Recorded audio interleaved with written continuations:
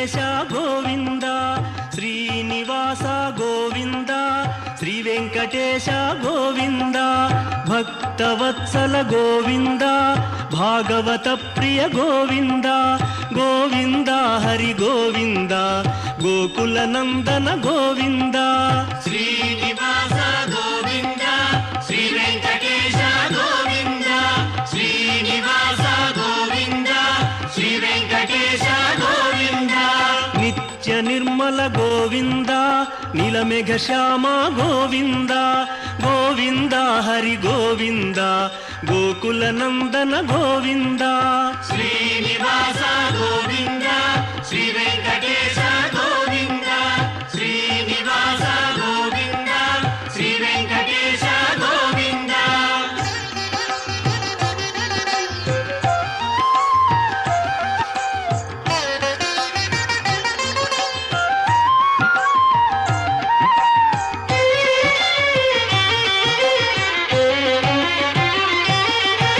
పురాణ పురుష గోవింద పుండరీకాక్ష గోవింద గోవింద హరి గోవింద గోకుల నందన గోవింద శ్రీనివాస గోవింద శ్రీ వెంకటేశ గోవింద శ్రీనివాస గోవింద శ్రీ వెంకటేశ గోవింద నందనందన గోవింద నవనీత చోర గోవింద గోవింద హరి గోవింద గోకుల నందన గోవింద శ్రీనివాస గోవింద శ్రీ వెంకటేశ గోవింద శ్రీనివాస గోవింద శ్రీ వెంకటేశ గోవింద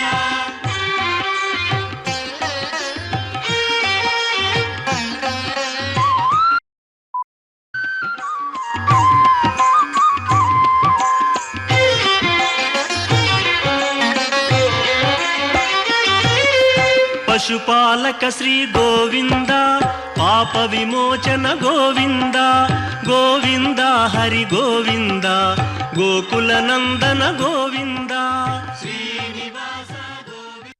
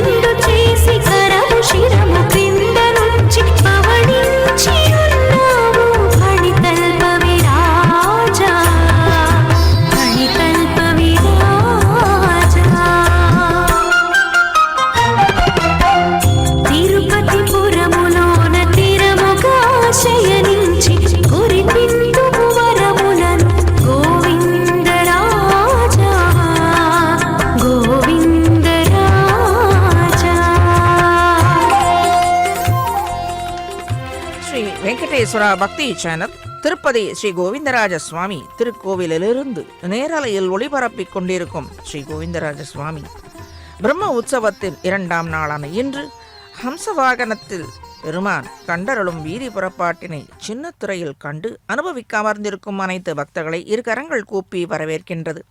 என்று ஹம்சாவதாரம் செய்த பெருமானே ஹம்சவாகனத்தில் எழுந்தருளி அடியார்களைக் கண்டு உகந்து புறப்பாடு காண்பதை காண கண்கோடி வேண்டும். பெருமானின் ஆசியும் வேண்டும் அதற்கு காண்பதற்காக. இப்பொழுது பெருமான் சரஸ்வதி, அதாவது அந்த ஸ்வரூபத்தில் வீணையை தரித்து கொண்டு ஞானத்திற்கு இருப்பிடமானவள், கல்விக்கு இருப்பிடமானவள் சரஸ்வதி அல்லவா? ஹம்சவாகனத்தில் எழுந்தருளி அவளுடைய வாகனமே பிரம்ம சரஸ்வதி இருவருக்குமே ஹம்சவாகனம் உரியது. அந்த வாகனத்தில் எழுந்தருளி கொண்டிருக்கும் இவனின் வேதங்களில் உலக நியதிகளை ஒரு சேர உபதேசித்து உள்ளது. இது நல்லது, இது தீயது என்று பகுத்தறிய இயலாதவாறு இருந்தது. சத்தம், ரஜசு என்னும்படியான ரசதம், தமசு என்னும்படியான தாமதம் ஆகிய முக்குணங்களால் பீடிக்கப்பட்ட அடியார்களின் நோக்கங்களும் செயல்பாடுகளும் வெவ்வேறாக அமைந்தது. தனித்தனியாக பிரித்து அறியப்பட வேண்டிய இந்த முக்குணங்களை நன்றாக உணர்ந்து செயல்பாட்டு அடைய வேண்டிய நல்வழிகளை, அதாவது பிரபலப்படுத்த வேண்டிய அடியார்கள் வேதத்தில் பின்னி கிடந்த இந்த முக்குணங்களை பீடிக்கப்பட்டு போக்காக ஒரு வழிவகுக்காமல் வாழ்ந்து கொண்டிருந்தனர். அவற்றை தனித்தனியே பிரித்து உபதேசம் செய்யும் பொருட்டு பாலையும் நீரையும் பிரித்தெடுக்கும் வண்ணமாக, அதாவது வடமொழியில் ஹம்சம் என்பர், அவதரித்தருளினான் பெருமான். கல்பத்தில் சனக சனாதி முனிவர்கள் பிரம்மதேவனால் மனத்தால் படைக்கப்பட்டவர் ஆன்றோர்கள். அவர்கள் மனதை அடக்கி வாழும் வழியை பற்றி அவனிடம் கேட்க, தன் தந்தையாரிடம் கேட்க, பிரம்மனோ படைப்பு தொழிலில் ஈடுபட்டிருந்ததால் உள்ளது உள்ளபடி முனிவர்களுக்கு உபதேசிக்க இயலவில்லை. எனவே பிரம்மனும் கோபால கோவிந்தனை துதிக்க பெருமானும் அன்னப்பறவை வடிவில் அவர்கள் முன் தோன்றி மனதை கட்டுப்படுத்தி உலக இச்சைகளினின்று விடுவித்து பெருமானிடத்தே மனதை ஒருமுகப்படுத்தி வழியை உபதேசித்துவிட்டு மறைந்து விட்டார். இக்கருத்தை அழகுற தீந்தமிழில் திருமங்கை ஆழ்வார் பெரிய திருமொழியில் முன் உலகங்கள் ஏழும் இருள் மண்டி உண்ண முதலோடு வீடும் அறியாது என் இது வந்தது என்ன இமையோர் திசைப்ப எழில் வேதம் இன்றி மறைய பின்னும் மாணவர்க்கும் முனிவர்க்கும் நல்கி இருள் தீர்ந்து இவ்வையம் மகிழ அன்னமதாய் இருந்து அங்கு அறநூல் உரைத்த அது நம்மை ஆளும் அரசே என்றார். இதற்கு விளக்கம் தேவையா என்ன? அழகாக பாசுர வரிகளிலே அந்த அர்த்த விசேஷத்தை நன்றாக புகுத்தி அருளியுள்ளார் திருமங்கை ஆழ்வார். இவர் ஆலிநாடன் அரட்டமுக்கி என்று பெயர் பெற்றவர் அல்லவா? பெருமான் அன்னமாக அவதரித்த வேதத்தை ஓதுவித்த திறத்தை ஆழ்வார் இப்பாடலின் மூலமாக எடுத்துரைத்தது முன்னொரு ஒரு ஏற்றமிக்க விளக்கம். முன்னொரு காலத்தில் எல்லா உலகங்களும் அறியாமை என்னும் அஞ்ஞானம் எனும் இருளால் சூழப்பட்டிருந்ததாம். தேவர்கள் இருள் சூழ்ந்து கொண்ட போதும் உணராது அறிவு மயங்கி கிடந்தனர். உயர்ந்த வேதம் அசுரர்களின் கை புகுந்து மறைந்தது. பண்டு வேதங்களை கற்பித்த பெருமான் இருக்கும்போது அஞ்ஞானத்தாலே தேவர்கள் அல்லல் பட இயலுமோ என்று பெருமானே தானே தயை கொண்டு கருணையோடு இவ்வுலகின் கண் உள்ள அறியாமை என்னும் இருள் அகல தன்னை கண்டவர் எல்லோரும் மகிழ்ந்து கொண்டாடும் வண்ணமாக மனித வடிவில்லாத உயர்ந்த குணமுடைய தெளிவுற்ற வெள்ளை மனதுடைய அன்னமாக அம்சமாக, ஏனென்றால் அம்சத்திற்கு ஒரு உயர்ந்த குணம் உள்ளது. சேற்றில் காலை தாழ்த்தாது, நல்லவைகளை மட்டுமே பிரித்தெடுத்து உண்ணும்படியான உயர்ந்த குணம் அதற்கு உடையது. அவதாரம் செய்தார் அந்த அன்னமாக. உலக இருளை நீக்கி நன்மைகளை உபதேசித்து மீண்டும் அசுரர்களிடமிருந்து வேதத்தை மீட்டு பிரம்மனிடத்தே அளித்தான். இப்படிப்பட்டவனே அடியார்களின் மன இருளை அகற்றி துன்பச் சுழல் என்னும் இருளையும் அகற்றி அவனால் தான் செய்ய இயலும். இப்பொழுது நாம் அழகாக அருகிருந்த பெருமானின் திருமுக மண்டலத்தை நன்றாக சேவிக்க இயலுகிறது. நுட்ப வல்லுநர்களால் நன்றாக அருகிருந்து சேவிக்க இயலுகிறது இந்த பெருமானிடத்தை. இப்படி அன்னமாக அவதரித்து வேதங்களை மீட்டு பிரம்மனிடத்தே மீண்டும் கொடுத்தான். வியாதி பீடாதிகள் என்னும் இருளை நீக்கி பக்தர்களை காக்கும் காப்பாளனாக அம்சமாக அவதரித்து அருளிய பெருமான் அம்சத்தை வாகனமாக கொண்டு காட்சியளிக்க வல்லவனாக கல்விக்கு அதிபதியான சரஸ்வதி தேவியார் அந்த ரூபத்திலேயே எம்பெருமான் தோன்றி ஞானத்தை வழங்க தயாராக வீதி உலா கண்டருளுகின்றான் நம் கோவிந்த கோபாலராஜன். நல்லது இது, தீயது இது என்று ஏனென்றால் வேதம் இதம் குரு இதம் மா குரு என்று மட்டுமே உபதேசித்தது. எதை குரு என்றால் செய்ய வேண்டும், இதை செய்ய வேண்டும், இதை செய்யாதே என்று எதை செய்ய வேண்டும் எதை செய்யக்கூடாது என்று பிரித்து சொல்லவில்லை. அது பிரித்து தேவர்களிலிருந்து மனிதர் இந்த உலக வாழ்க்கையில் அவதிப்படும் மனிதர்களுக்கு மட்டும் அனைவருக்கும் உபதேசித்தது, அன்னமாய் அவதரித்து பிரித்து உணர்த்தியது பெருமான். ஆக இறை ஞானத்தை அளிப்பவள் ஸ்ரீ சரஸ்வதி தேவி. அவளுக்கன்றோ ஹம்சவாகனம் கருணை உள்ளம் கொண்ட பகவான் அடியார்கள் உய்ய ஞானத்தை அளித்தவாற்றை நமக்கு எடுத்துக்காட்ட சரஸ்வதி ஞானத்தை அளிக்கும்படியான இந்த தாயாரின் வடிவிலே தோன்றி நமக்கு அருள்பாலிக்க இருக்கின்றான், அருள்பாலித்து கொண்டிருக்கின்றான். ஸ்ரீ அழகை மணவாள பெருமாள் நாயனார் எனும் மகனீயர் ஆச்சாரிய ஹிருதயம் எனும் நூலில் முதலில் உள்ள சூத்திரத்திலேயே அழகாக பொருள் செறிவோடு சாதித்தருளியுள்ளார். இப்பொழுது நாம் பெருமானை கல்பூர ஆர்த்தி அதன் வழியாக நன்றாக சேவிக்க முடிகின்றது. சூத்திரத்தை சற்று சேவிப்போம். காரணிகரான சர்வேஸ்வரன் அறிவிலா மனிதர் உணர்வென்னும் சுடர் விளக்கேற்றி பிறங்கிருள் நீங்கி மேலிருந்த நந்தா வேத விளக்கை கொண்டு நல்லதும் தீயதும் விவேகிக்கைக்கு மறையாய் விரிந்த துளக்கமெல் விளக்கில் கொளுத்தின பிரதீபமான கலைகளை நீர்மையினால் அருள் செய்தான் என்கிறார். அருட்கடலான பெருமான் அறிவின்மையாகிய இருளை போக்குவதற்கும் நல்லது இது தீயவை இது என்ற விவேக பலம் பெறுவதற்கும் ஒளி விளக்கு போன்ற வேத மூல பிரமாண சாஸ்திரத்தை கொடுக்கின்றான். மனிதர்கள் உய்ய வேண்டியே அன்னமதாய் உதித்து விவேக பலத்தை அளித்தான். மீண்டும் அந்த வேதத்திலிருந்து எதை பகுத்து அறிவது, எதை பகுத்தறியக்கூடாது, செய்வது இது, செய்யத்தகாதது இது என்று விரித்து அன்னமதாய் தோன்றி பிரம்மதேவனுக்கு அளித்தான். எதை அசுரர்களிடத்தே இழந்தாரோ அதை மீண்டும் மீட்டு கொடுத்தார் என்று பொருள். சத்துவம் உத்தர சதகத்தில் முதல் ஸ்லோகமாக ஸ்ரீ பராசர பட்டர் சாதித்தருளியது. ஹர்த்தும் தமசத சதீஷ விவேக்தும் ஈஷக மானம் பிரதீபம் இவ காரணிகோ ததாதி தேன அவலோக்கிய கிருதினக பரிபுஞ்சதேதம் தத்ரைவ கேபி சபலா சலபி பவந்தி என்று ஸ்ரீ ரங்கராஜஸ்தவம் உத்தர சதகத்தில் முதல் துவக்கும் போதே இதுதான் சாதித்தருளியுள்ளார். அனாதியான அக்ஞானம் எனும் அந்தகாரத்தில் மூழ்கி கிடக்கும் சம்சாரிகள் விவேகமற்று இருக்கும் அவர்களை சாஸ்திரம் என்னும் வேத மூல பிரமாணங்களை கொண்டும் கருணை உள்ளத்தோடு கையிலாக கொடுத்து தூக்கி விடுகின்றான். கலைகளும் வேதமும் நீதி நூலும் கற்பமும் சொற்பொருளும் தானும் மற்ற நிலைகளும் மாணவர்க்கும் பிறர்க்கும் நீர்மையினால் அருள் செய்து என்றும் வழக்கின் அடிப்படையிலே இது ஆன்றோர்களின் வழக்கு. எப்படி அவன் நீர்மை? இத்தனை இருந்தும் பூலோகத்தில் இத்தனை செழிப்புகள் இருந்தும் அதை உணராது சாதாரண ஒரு அல்பமான விஷயத்திலே புத்தி செலுத்து கொண்டு போகின்றார்களே என்று அவற்றை திருத்துவதற்காகத்தான் கருணை உள்ளத்தோடு கையிலாக கொடுத்து தூக்கி விடுகிறான். எப்படி தூக்கி விடுகிறான்? கலைகளும் வேதமும் நீதி நூலும் கற்பமும் சொற்பொருள் தானும் மற்ற நிலைகளும் வானவர்க்கும் பிறர்க்கும் நீர்மையினால் அருள் செய்து என்னும் வானவர்க்கு மட்டுமல்ல பிறர்க்கும் என்று இவ்விடத்தில் சாதித்தருளியுள்ளது நோக்கத்தக்கது. பிறர்க்கும் என்றால் அவர்கள் வானவர்கள் என்றால் மன்னவர்களான நமக்கும் இதுதானே. மன்னவர்களாக இருந்தவர்கள் தானே வானவர்களாக சென்றார்கள். ஆக நம்மிடத்திலிருந்து சென்றவர்கள் தான் அவர்கள்.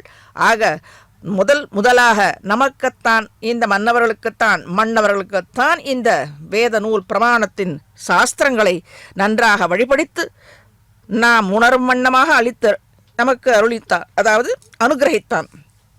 வேத சாஸ்திரங்களை மீட்டு அன்னமாக வந்து கொடுத்தருளினான். திருவிளக்கானது புற இருளை மட்டுமே நீக்கும். வேத உபாங்கங்கள் என்னும் சாஸ்திரமானது அக இருளை அகற்றி வாழ்விலே ஒளியை ஏற்றும். இந்த ஒளி நல்லது இது தீயது இது என்று பகுத்தறியக்கூடிய விவேகத்தை அருளும். அன்னத்தை போல, அதாவது அன்னம் பாலையும் தண்ணீரையும் சேர்த்து வைத்தால் எப்படி பிரித்து உண்ணுகிறதோ அதுபோல நம்மால் அறிய முடியும். அதுவன்றோ முத்தின அறிவு, தேர்ந்த அறிவு, அனுபவம் பெற்ற அறிவு. அன்னம் தூய்மையானது, சேற்றில் கால் தாழ்த்தாதது, சாரமான பாலையை அருந்தும் தன்மையுடையது எல்லோரும் அறிந்தது. அமல குணங்கள் ஆற்றது, அதாகில் வேணாத துர்க்குணங்களுக்கு எதிர்த்தட்டானது இந்த அன்னம். துண்ணியும் மண்ணும் விண்ணாடும் தோன்றாது இருளாய் மூடிய நாள் அன்னமாகி அருமறைகள் அருளி செய்த அமரன் என்றே திருமங்கை ஆழ்வார் மற்றொரு பாசுரத்தில் போற்றி அருளி செய்துள்ளார். ஆக பெருமான் அன்னமாக அவதரித்தது போதாது என்று உயர்ந்த குணத்திற்கு அடையாளமான ஹம்சம் அல்லது அன்னத்தின் மீது ஆரோகணித்துக் கொண்டு வீதி உலா கண்டருளுவதில் தேறிய பொருள் உலகின் கண் நாம் கண்டு கொண்டு இருப்பது என்னும்படியான விஷயங்கள் பல உள்ளது. அவற்றில் எதை தேர்ந்தெடுக்க வேணும் என்பதனை ஆக்கப்பூர்வமாக அறிந்து கொள்வதே சிறந்த ஞானத்தின் வெளிப்பாடு. இதை குறிப்பதே ஹம்சம். பாலிலிருந்து நெய்யை எடுப்பது போன்று அறிவும் ஆற்றலும் ஒவ்வொரு மனிதருக்குள்ளே ஒளிந்து கிடக்கும் என்பர்கள். தனித்திருக்கும் போது ஆன்றோர்களின் உபதேச மொழிகளின் துணை கொண்டும் தெய்வத் துணையுடனும் அறிவொளியாகிய பெற வேண்டும். ஏனெனில் மனித பிறவி என்பது மிகுத்த ஏற்றமிக்கது. நியாய சாஸ்திரங்களில் இக்கருத்தை பறக்க உபதேசித்து அருளியுள்ளது. பூதானாம் பிராணினக சிரேஷ்டாக பிராணினா புத்திஜீவினக புத்திமத்சு நராக சிரேஷ்டாக நரேஷ்வபி திஜாதயக என்று எறும்பு போன்றவற்றை காட்டிலும் பசு போன்ற 5 அறிவு பிராணிகள் மேன்மை பெற்றது. இவற்றை காட்டிலும் 6 அறிவு பெற்ற மனிதன்தான் மிகவும் மேன்மையானவன், படைக்கப்பட்டது பெருமானால் படைக்கப்பட்டவன். அக்னி புராணத்தில் உள்ள ஏற்றமிகுந்த உபதேசம் இது. அரிது அரிது மானிடராய் பிறத்தல் அரிது என்று மூதறிஞர் ஔவையார் சாதித்தருளியது நினைவேற்கும். மேலே ஊர்வலத்தை கண்டு சேவித்து மேலே புரளை சேவிப்போம்.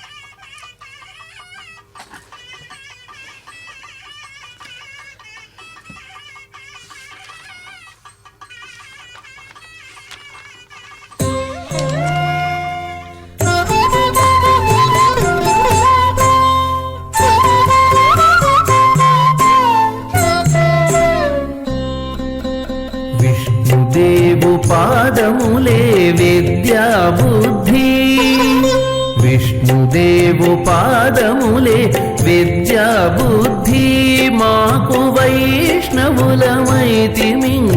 వదలవు కరుమమా విష్ణుదేవు పాదములే విద్యా బుద్ధి మాకు వైష్ణవులమైతిమింక వదలవు కరుమమా విష్ణుదేవు పాదములే విద్యా బుద్ధి.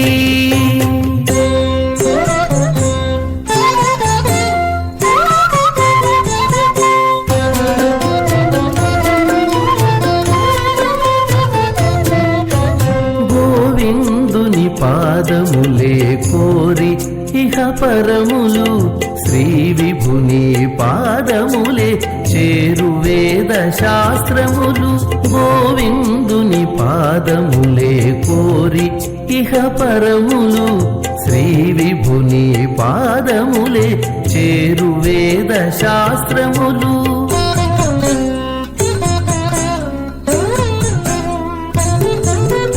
దేవదేవు పాదములే దిక్కును దశయు మాకు దేవదేవు పాదములే దిక్కును దశయు మాకు భావములో నిలిపిచి పాయరు పాపములు. దేవదేవు పాదములే దిక్కును దశయు మాకు భావములో నిలిపిచి పాయరు పాపములు. విష్ణుదేవు పాదములే విద్యా బుద్ధి మాకు వైష్ణవులమైతిమింక వదలవో కరుమమా విష్ణుదేవు పాదములే విద్యా బుద్ధి మాకు విద్యా బుద్ధి.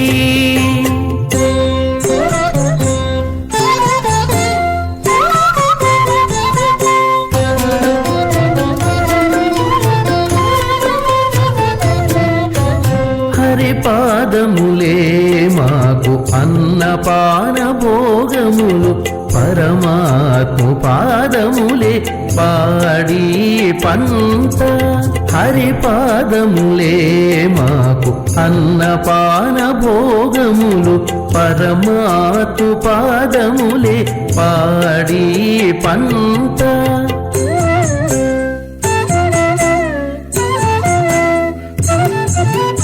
మురహరు పాదములే ముందర వెనక మాకు మురహరు పాదములే ముందర వెనక మాకు శరణంటి మెందైనా తనరు దుఃఖములు. మురహరు పాదములే ముందర వెనక మాకు శరణంటి మెందైనా తనరు దుఃఖములు. విష్ణుదేవు విష్ణుదేవు పాదములే విద్యా బుద్ధి మాకు వైష్ణవులమైతిమింక బదలవో కరుమమా విష్ణుదేవు పాదములే విద్యా బుద్ధి మాకు విద్యా బుద్ధి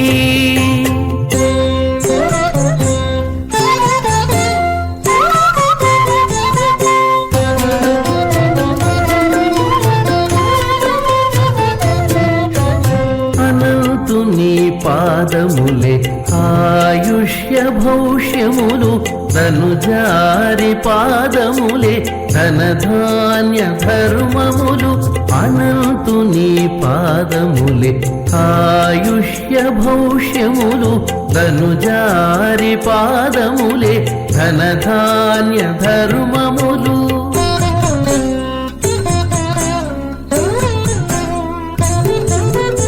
ఎనలేని శ్రీ వెంకటేశుడితని పాదాలే ఎనలేని శ్రీ వెంకటేశుడితని పాదాలే మనసున కొలిచితి మానరు భవములు ఎనలేని శ్రీ వెంకటేశుడితని పాదాలే మనసున కొలిచితి మానరో భవములు విష్ణుదేవు పాదములే విద్యా బుద్ధి మాకు వైష్ణవులమైతిమింక బదలవో కరుమమా విష్ణుదేవు పాదములే విద్యా బుద్ధి మాకు విద్యా బుద్ధి மாகு வித்யா. ஆன்றோர்களை அறிவில் சிறந்தவர்களை ஹம்சம் அல்லது அன்னப்பட்சிக்கு ஒப்பிட்டு கூறுவார்கள். பகவான் கோவிந்தன் எழுந்தருளும் ஒவ்வொரு ஏற்றத்திலும் அந்த ஆன்றோர்களின் அருளை பெற்று நாம் வாழ்வாங்கு வாழ்வதற்காகத்தான் ஒவ்வொருவரும் ஒவ்வொரு ஆச்சாரியர்கள் சீலர்களும் பகவானை துதிக்க வேண்டும் என்று அறிவுறுத்துவார்கள்.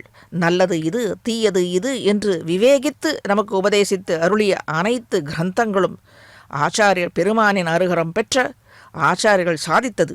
ஆகவே அவர்களை அன்னத்திற்கு ஒப்பிட்டு கூறுவார்கள். பகவான் தன்னை பற்றினார்க்கு எவ்வண்ணமான அனுகிரகம் பலனைத்தான் தருவதாக உள்ளான். அதற்குரிய கல்யாண குணங்களையும் பக்தர்களுக்கு அறிவுறுத்தவே இவ்வண்ணமான வாகனங்களை ஆன்றோர்கள் சாசனப்படுத்தி வைத்துள்ளனர். ஹம்சவாகனம் நல்லவைகளையே பிரார்த்தித்தலை உணர்த்துவது. அதாகில் அசலார்களுக்கு துன்புறுத்தும்படியான பிரார்த்தனை கூட செய்யக்கூடாது. கேட்பார் செவிசுடும் வண்ணமான வார்த்தைகள் இருத்தல் கூடாது. உன்னை சிந்தை செய்து செய்து உன் நெடுமாமொழி இசை பாடி ஆடி என் முன்னை தீவினைகள் முழுவேர் அறிந்தன் யான். உன்னை சிந்தையினால் இரணியன் அகல் மார்வம் கிண்ட என் முன்னை கோளரியே முடியாததன் எனக்கே என்று அவனை நினைக்கும்படியாக கோளரி என்றால் இவ்விடத்தில் நிருசிம்மனை சாதித்தருளியுள்ளார் ஆழ்வார். இப்படி எம்பெருமானை நினைக்கும் பொழுது நமக்கு நம்முடைய எதிரிகளை அழிக்க வேண்டிய வேலையே இல்லை, கஷ்டமில்லை. மனத்தளவிலும் செயலிலும் நமக்கு கஷ்டமே இல்லை. அவன் பார்த்து கொள்ளுவான். முன்னை கோளரியே முதல் அறியதென் எனக்கே என்று ஸ்ரீ நம்மாழ்வாரின் பாசுரம் அதில் சாதித்தருளியுள்ளார். அதாவது நம்மாழ்வாருக்கு யார் எதிரியாக இருக்கப் போகிறார்கள்? இல்லை, நமக்கு உபதேசமாக தந்தருளிய இந்த பாசுரம் பகவானை சேவிக்க கொடுத்து வைத்திருக்கிறது என்றால் காண கண் கொடுத்து வைத்திருக்கின்றது. அவனை வலம் வந்து வணங்க கைகால்களை நன்றாக வைத்திருக்கின்றான். ஆகவே அரிதறிது மானிடராய் பிறத்தல் அரிது என்று கீழே சேவித்தோம். இத்தனை நற்பலன்களை அளித்த அவனை சிந்தை செய்து செய்து அவனை திருநாமங்களை பாடியாதி தொழுது பிறகு இரணியன் செய்த தவறை நாமும் செய்யக்கூடுமோ? இதை விவேகத்தோடு நல்லதை பிரித்து அறிந்து யாரார் அவர் துணை என்று நமக்கு துணை யார், யாராவார் துணை என்று அவனை க்ஷண நேரம் பிரார்த்தித்தால் போதுமே. இரணியன் பட்ட கதி பக்தர்களின் விரோதிகளுக்கு ஏற்பட போகிறது. அதை அவன் பார்த்து கொள்வான். அது சற்று நேரமாகும். நமக்கு பொறுமை தேவை, அத்துணைதான், வேறு ஒன்றுமில்லை. மற்றதை அவனை கண்டு கொண்டு கண்களார நாம் துதித்தால் போதும். அது மட்டுமே அவன் எதிர்பார்ப்பது. இதை அவன் திருமுன்பு நாம் கண்ணீர் மல்கி வேண்டி நிற்கவே வேண்டாம். கிடைக்கும் நேரத்தில் நாம் நல்வழிப்பட, நம் வம்சத்தார் நல்வழிப்பட வேண்டிக் கொள்ளலாமே. அந்த நேரத்தை நாம் ஏன் வீணாக்கிக் கொள்ள வேண்டும் என்பதை ஆழ்வாரின் திருவுள்ள கருத்தாக அமைந்த பாசுரம் உபதேசம். மீதியை அவனே பார்த்து கொள்வான். இதை பக்தர்களுக்கு தெளிவுபடுத்துவதற்காகவே நல்லன அல்லாதவைகளை பிரித்து உண்ணும் ஹம்சவாகனத்தில் எழுந்தருளி நம்மை காண ஓடி வருகின்றான் ஸ்ரீ கோவிந்தன். அதை ரசித்து கொண்டிருந்தால் போதும். வாழ்க்கை ஓடிவிடுமா என்று எண்ணக்கூடாது. ஓடும். நீ நிறுத்தினால் கூட இத்தனை வருடங்கள் 2000 2026 வரை ஓடிவிடவில்லையா என்ன? நாம் வாழவில்லையா என்ன? மேலும் அவன் பார்த்து கொண்டிருக்கிறான். இத்தனை தூரம் ஓடி வந்தது மீண்டும் கை கொடுத்து கைலாக கொடுத்து அவன் காப்பாற்றுவான். காப்பாற்ற முடியாதா என்ன? காப்பாற்ற வேண்டும், காப்பாற்றுவான், நிச்சயமாக காப்பாற்றித்தான் தீர வேண்டும் என்று மனதார நினைத்து கொண்டால் நீதான். அதுதான் திருமங்கை ஆழ்வாரிடத்திலே உள்ள ஒரு சாமர்த்தியம். தனக்காக கோவில் சன்னதி சார்த்து விட்டார்கள் என்று கோபத்தோடு வாழ்ந்தே போம் என்று சொல்லிவிட்டு போனவர். அவருக்காக அவருடைய கடைசி பதிகத்தில் பெருமான் திருமங்கை ஆழ்வாரை நோக்கி ஓடி வருகிறார். நம்மாழ்வாரையும் நோக்கி திருமங்கை ஆழ்வாரையும் நோக்கி ஓடி வருகின்றார். அப்படி ஏற்றமுடையவர் ஆழ்வார்கள், பாரித்து போனவர்கள். அப்படிப்பட்டவர்கள் நமக்காக உபதேசம் நிச்சயமாக வந்து காப்பாற்றுவான், நிச்சயமாக வந்து காப்பாற்றுவான். நீதான் வந்து காப்பாற்ற வேண்டும் என்றால் நிச்சயமாக வருவான், எங்கிருந்தோ வருவான், வராமல் போக மாட்டான். யார் மூலமாக வந்து நமக்கு காட்சி கொடுப்பான். ஆனால் நம்பிக்கை தான் வேண்டும். வைத்த நாள் வரை எல்லை குறுகிச் சென்று எய்த்து இழைப்பதன் முன்னம் அடைமினோ வைத்த பாமடையான் திருவேங்கடம் மொய்த்த சோலை மொய் போந்தடம் தாழ்வரே என்று அந்த மொய்க்கும்படியான அந்த வண்டுகளுக்கு உள்ள அந்த அறிவு கூட, சிற்றறிவு கூட இத்துணை 6 அறிவு படைத்த நமக்கு இல்லையா என்ன? வைத்த பாமனையான் என்று மூலவர் கோவிந்தராஜனை இங்கே குறிப்பிட்டு இந்த நாட்களை அவன் திருவடி இணைகளில் பக்தி நம் சந்தனை நன்றாக இருக்க வேண்டும் என்று நினைத்தாலே போதும், பக்தி செலுத்த வேண்டும். இவனே நம் விரோதிகளை அழித்து அனிஷ்ட நிவர்த்தி செய்து இஷ்ட பிராப்தியான நாம் வேண்டும் பலன்களை, மகிழ்ச்சியை நிச்சயமாக தருவான். இதை தராமல் வேற என்ன செய்வான்? அதற்காகத்தானே அவன் வீதி உலா கண்டருள்வது. வீதி உலா கண்டருளும் 10 நாட்கள் மீதி சன்னதியில் இருக்கும் பொழுது சேவித்தால் கூட நிச்சயமாக அருள்வான். துக்க நிவர்த்தியை செய்யும் இந்த திருப்பதி என்னும் திவ்யதேச வாசமே போதும். அவன் அருள் வேண்டிய போது வேண்டியவாறே நம்மை வந்து சேரும் அருள். இப்படி தேடி தேடி நம்மை அருள் பாலிப்பவன் இந்த பெருமான் என்றால் அது நிச்சயமே. இவர்களை தொழுது நிற்பதே நமக்கு போற்றி. வேறு என்ன செய்ய வேண்டும்? அவர்களை போற்றருள்வதே நமக்கு வேலை, நமக்கு அருள்வதே அவர்களுக்கு வேலை. மேலும் அன்னத்தை கருணை உள்ளம் கொண்ட தாயாரின் நடைக்கு ஒப்பிட்டு சொல்வர்கள் பூர்வர்கள். அன்ன நடையை அணங்கு என்று திருமங்கை ஆழ்வார் பெரிய திருமடல் என்னும் பாசுரத்தில் சாதித்து அருளியதே ஒரு மேன்மையான எடுத்துக்காட்டு. தாயாரின் எளிய நடையை, அதாவது மென்மையான நடை, மென்மை உள்ளம் கொண்டவள். ஹம்சத்தின் நடை அதாகில் மென்மையான நடை. தாயாரிடத்தில் மென்மையை எவ்விடத்தில் நாம் காணலாம்? அந்த அம்சம் நடக்கும் பொழுது அருகில் ஏதாவது எதிரிகள் இருக்கிறார்களா என்று இப்படி தலையை திருப்பி திருப்பி பார்த்து கொண்டு தன் குஞ்சுகளை அழைத்து செல்லும். அப்படி நிதானமாக செல்லும். அப்படிப்பட்ட அழகுடைய நடையுடையது. தன்னுடைய ஆசிரியர்களுக்கு, பக்தர்களுக்கு விரோதிகள் நெருங்காதவாறு அழைத்து செல்வாள் இந்த தாயார். அத்துணை மென்னடை உடையவள் இந்த தாயார். அம்சத்தின் நடை அதாகில் மென்மையான நடை. தாயாரிடத்தில் மென்மையை எவ்விடத்தில் நாம் காணலாம்? இப்படிப்பட்ட நடையை, இப்படிப்பட்ட குணத்தை, தயை குணத்தை எங்கே நாம் காணலாம்? இதற்கு ஏதானும் ஒரு சாட்சி உண்டா? ஏதான ஒரு நிகழ்வு உண்டா என்றால் பக்தர்களை ரட்சிக்கும் பொருட்டு அவளின் மென்மையான திருவுள்ளத்தை காணலாம் அல்லவா, தெரிந்து கொள்ளலாம். இதற்கு மிகவும் பிரசித்தமான ஸ்ரீராமாயண ஸ்லோகம் எல்லோரும் அறிந்தது. பாபானாம் வா சுபானாம் வா வதார்ஹானாம் பிளவங்கமா காரியம் கருணமாரியன நகச்சின் அபராத்தியதி. உலகத்தில் தவறு செய்யாதவர்கள் யார்? தவறு செய்து கொண்டுத்தான் இருக்கின்றோம். இந்த பஞ்ச இந்திரியங்கள் நம்மை படுத்தும் பாடு, இந்த உலக வாழ்வின் இயல்பு, இது கொண்டுதான் நாம் வாழ்கின்றோம். ஆகவே செய்து கொண்டு தான் இருக்கிறோம். ஆனால் வேண்டி மீண்டும் அந்த தவறை செய்யக்கூடாது. இப்படி உணர்ந்து சரண் அடைவாரை ரட்சிக்கும் தயாள குணத்தை உடையவள் தாயார். அதுவே மென்னடை, அன்னநடை என்றே கூறுவர். மண்ணு முதுநீர் அரவிந்த மலர் மேல் என்று திருமங்கை ஆழ்வார் அனுபவித்தது போல மானச மடுவில், அதாவது சுத்த நீர் தேக்கத்தில், சுத்தமான தீர்த்த தடாகத்தில் மடுவில் தோன்றிய தாமரை மலரை தன் ஆசனமாக கொண்டவள். மேலே எம்பெருமான இருதய கமல நிவாசினியாக இருப்பவள் இவள்.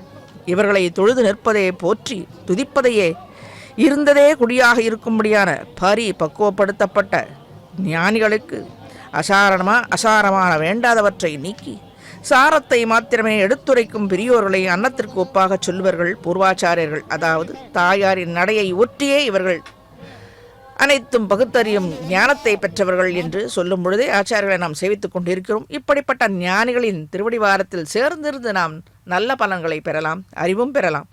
சாஸ்திரங்களிலே சொல்லபடியே இவ்வுலக வாழ்க்கையில் உண்டாகும் துன்பங்கள் யாவும் நம்மை தட்டாதபடியாக, ஒருவித தடங்களும் வராதபடியாகவும், மேன்மேலும் ஆனந்தம் பெருகும்படியாகவும், அந்த குடி சீர்மையினால் நாம் எந்த குடியில் தோன்றினோமோ, நம்ம ஆன்றோர்களின் அனுகிரகத்தாலே குடி சீர்மையினாலே அன்னங்கள் என்கிறார் போலே அந்த வழி வழியாக அவர்கள் சொல்லிக் கொடுத்த வழி வழியாக நாம் வாழ்வதே அந்த அன்னத்தின் அதை பின்பற்றி செல்வது என்பது. இப்பொழுது பெருமான் கற்பூர ஆர்த்தியை கண்டருள்வதை நாமும் சேவித்து பலனை பெறுவதற்காகத்தான் இப்படி ஒவ்வொரு திக்கிலும் ஒவ்வொரு இடத்திலும் கற்பூர ஆர்த்தி எடுப்பது, அவனை காண்பது, நாம் வேண்டிக் கொள்வது நன்றாக தெரிய வேண்டும் என்பது. ஆடியர்கள் மனைவி மக்களோடு இருந்து பகவானை அனுபவித்துக் கொண்டிருக்கும்படியான மங்கள காரியங்கள் என்னும் நிலைத்திடவே, என்றும் நிலைத்திடவே பூர்வ ஆச்சாரியர்கள் உபதேசித்து அருளியுள்ளனர். இந்த அதாவது வாழையடி வாழையாக என்பர். இவனை சேவிப்பதால் என்ன வேண்டும் நமக்கு? அந்த வாழையடியாக வாழும் குழந்தைகளுக்கு எது செல்வத்தை சேர்த்து வைக்கிறோமோ இல்லையோ, புண்ணிய பலத்தை அவர்கள் மேலும் நன்றாக வம்சம் வளர்த்தி அடைந்து நன்றாக இருக்க வேண்டும் என்பதுதான் பெருமான், ஆச்சாரியர்கள், பூர்வர்கள், நம்முடைய தாய் தந்தையர்கள் இவர்களுடைய எண்ணம். அதுதான் முக்கியமானது. அதை நினைத்து கொண்டாலே போதும், நாம் எந்த தவறும் செய்ய மாட்டோம். செய்வது இல்லை, அப்படியும் மறந்து ஏதானு செய்திருந்தால் மேலும் திருந்து கொள்வோம் என்று பூர்வர்களின் உபதேசத்தாலே திருந்து விட்டோம் என்றால் இதைவிட வேறு எதுவுமே இல்லை இந்த உலகத்தில். நாம் பெறும் நன்மை, நாம் பெறும் துன்பம் நாம் தான் அதாவது துன்பத்தை வரவழைத்துக் கொள்கிறோம், இன்பமும் நாம் தான் வரவழைத்துக் கொள்ள வேண்டும் பெருமானின் அனுகிரகத்தாலே, ஆச்சாரியன் துணையாலே என்று உணர்ந்து அசாரமாக பாவித்து இந்த துன்பங்களை ஒதுக்கித் தள்ளிய மகனீயர்கள் அவர்களை பற்றியிருந்தாலே போதும். இவ்வுலகத்தின் கண் வாழும் நம் போல்வாருக்கும் சாரமானவற்றை உபதேசித்து அருளிய அன்னம் போன்றவர்கள் இவர்களின் மென்மையான தாயாருக்கு ஒப்பான வாக்கு பொய்க்குமா என்ன? அவர்கள் வழி வந்தவர்கள், தாயாரின் வழி வந்தவர்கள், வாக்கு சீலர்கள். ஆன்றோர்களின் வாக்கு என்னும் பொய்க்காது, நிச்சயமாக ஜெயித்து காட்டுவர்கள். இத்தகைய பெருமை வாய்ந்த ஹம்ச வாகனத்தில் அதன் பொருளை நமக்கு உணர்த்தவே இவ்வாகனத்தில் எம்பெருமான் எழுந்தருளி நம்மை குளிர கடாட்சிக்க வீதி உலா கண்டருள்வது எதற்காக? தன்னை அண்டி நிற்க எவருக்கு வர இயலாதோ அவர்களையும் கண்டு அவர்கள் துதிப்பதையும் செவிமடுத்து குறைகளை தீர்க்கவே வீதி உலா கண்டருள்வது வருஷத்தில் ஒரு 10 நாட்கள். ஸ்ரீ விஷ்ணு சகஸ்ரநாமத்தில் சர்வலக்ஷண லக்ஷண்ய என்ற திருநாமத்தின் பொருளை சேவிக்கும் போது எல்லாவித லட்சணங்களையும் பொருந்தியதாக ஸ்ரீயப்பதியான கோவிந்தனுக்கு உண்டு என்பர். அது தெரிந்தது. அவனது மேன்மையை லட்சணங்களை மேலும் கூட்டுவதாக உள்ளது. அலர்மேல் மங்கை உரை மார்பா நிகரில் புழாய் உலகமூன்று உடையாய் என்பன இவனது சுரூபத்தின் லட்சணம். அழகு திருமகள் கேள்வனாக இருப்பதுதானே. திருவின் மணாளனாக இருப்பது தலையாய லட்சணம், அதாவது பரத்வ சின்னம் என்பர். பஷ்யதாம் சர்வதேவானாம் யயௌ வட்சஸ்தலம் ஹரே என்பதே விஷ்ணு புராண ஸ்லோக விளக்கம். அமுதில் பிறந்த பெண்ணமுதான தாயார் நேரே சென்றடைந்தது இவரது திருமார்பில். அதற்கு உகந்தனான லக்ஷண சோபையுடையவன் இவன். ஸ்ரீயப்பதியான ராஜன் கோவிந்தன் ஸ்ரீயால் அணைக்கப்பட்டு நித்திய சேர்த்தியிலே இருக்கும்படியான நிலை இவனுக்கு உரியதென்று புண்டரீகாட்ச சகல சுக சௌபாகிய ஹரிதே என்று ஹரியான கோபாலனை போற்றப்படும் திருநாமம். இந்த எம்பெருமானின் அத்தனை கல்யாண குணங்களும் ஒன்று சேர இருப்பது என்பது அனைத்து வேதங்களாலும் உபனிஷத்துகளாலும் பூர்வாச்சாரியரின் கிரந்தங்களாலும் ஆழ்வாராதிகளின் அனைத்து பாசுரங்களாலும் சொல்லப்பட்டது. இந்த குணங்கள் நமக்கு என்ன தருகிறது? இந்த குணத்தால் நாம் பெறும் லாபம் என்ன என்று பார்க்கும் பொழுது இந்த குண விசிஷ்டன் அடியார்களுக்கு அருள்வது ஒன்றே இவனது குண சீலனாக அமைந்துள்ளது. மேலே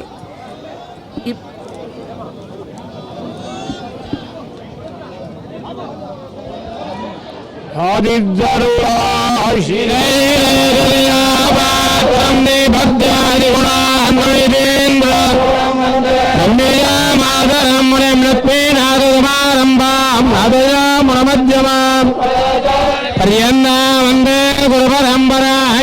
श्रीमच्युतपदाम्बुज श्रीनारायणाय वेणेत्मग्र भगवते तुलगे गजन्द रणं प्रपद्ये मादाविदाय विदयत्तनया भोजे मदन्मयानामाद्यत्तनकुलपदे गुणाभिरामं श्रीमद्दरङ्गुलं भुजन्तरत्यमगदाकुयपट्टनादरे भट्टिदा गुणसेवरयोगिपा राहालिनीन्द्रमित्रान् विमत्परामुदमने என்பிரவதீரை ரஞ்சினருண்ணமுதாண்டு வழியொளித்தானே அன்புகள் புத்தக்கழல் மல்லை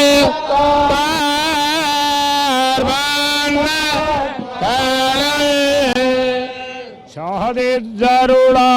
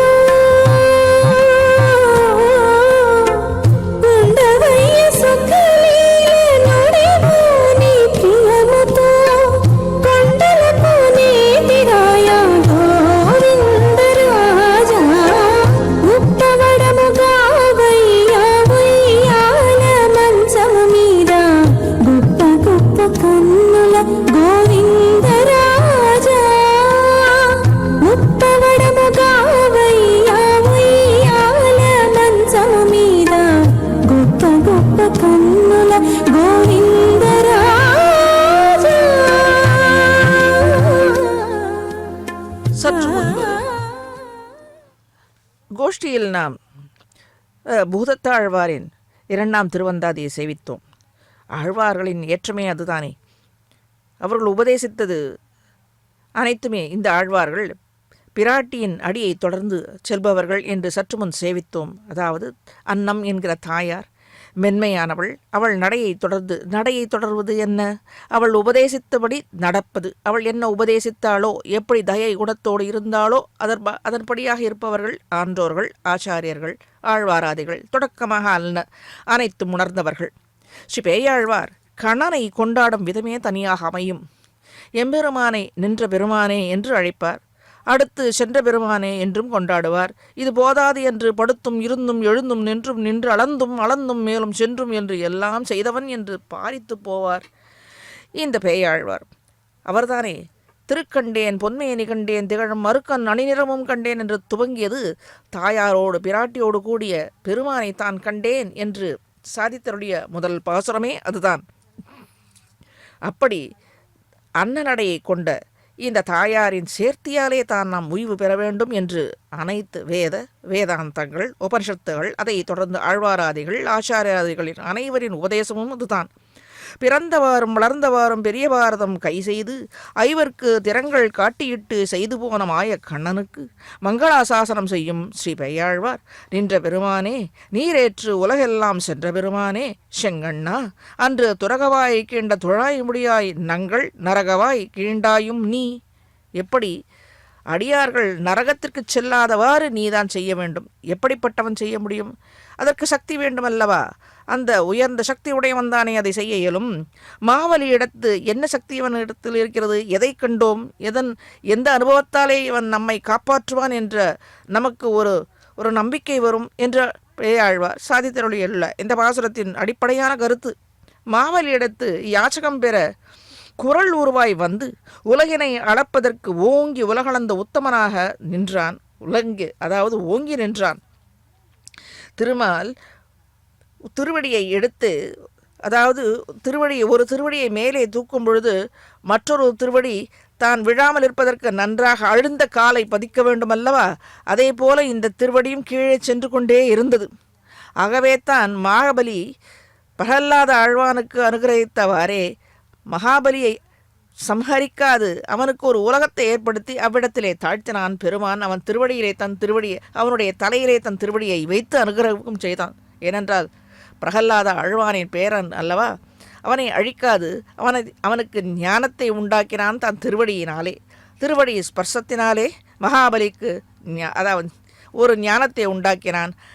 மகாபலிக்கு சிரஞ்சீவி பட்டத்தையும் அளிக்கின்றான். ஆகவே இன்றளவும் குழந்தைகளுக்கு எண்ணெய் தேய்க்கும் பொழுது 7 புள்ளிகளை வைப்பார்கள், 7 சிரஞ்சீவிகளின் பெயர்களை சொல்லி.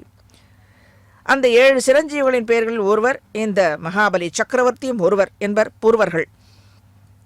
இந்த சிரஞ்சீவி பெயர்களை, இந்த ஞானம் பெற்றவர்களை எம்பெருமானின் அனுகிரகத்தாலே கண்கூடாக நாம் ஒவ்வொரு சரித்திரத்திலும் யுகங்கள் தோறும் இந்த சரித்திரத்தின் மூலம் நாம் அறிவது. மேலே ஊர்வலத்தை சற்று சேவிப்போம்.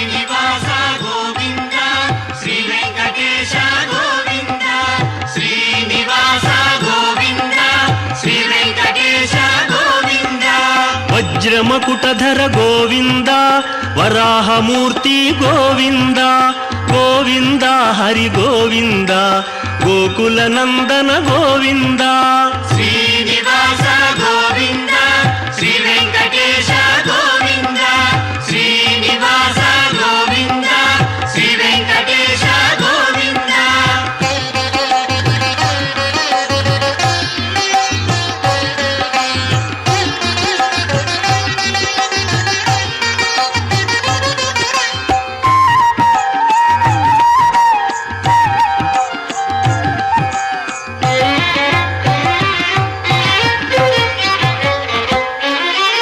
గోపీలోల గోవింద గోవర్ధనోద్ధార గోవింద గోవింద హరి గోవింద గోకుల నందన గోవింద శ్రీనివాస గోవింద శ్రీ వెంకటేశ గోవింద శ్రీనివాస గోవింద శ్రీ వెంకటేశ గోవింద.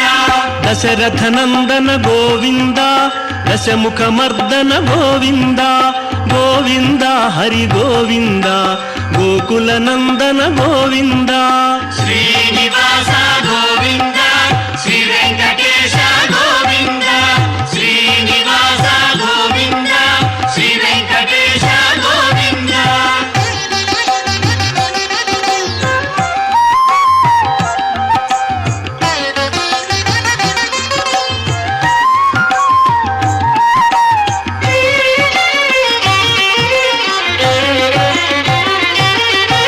పక్షివాహన గోవింద పాండవ ప్రియనే గోవింద గోవింద హరి గోవింద గోకుల నందన గోవింద